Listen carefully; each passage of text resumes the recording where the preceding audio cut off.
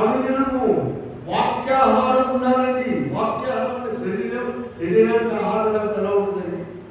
2 రోజులైతే అన్నదినాన్ని అనేటువంటి వాడు ఎలా ఉంటారు? నిలబడతారు? అసలు కూర్చోగలరా? మరి వాక్యాహారము నీవు ప్రతిదినము కూడా భుజించాలండి. భుజించాలి. చూడండి, మనం చూసినట్లయితే ఇర్మియా గ్రంథంలో 15:16 చూద్దాం. నీ మాటలు నాకు దొరకగా, ఏమిటి చదవడము బాగా అర్థమయ్యేటువంటి చదవడం ఏది కాదు, ఇది జారించడం కూడా దాటిపోయింది.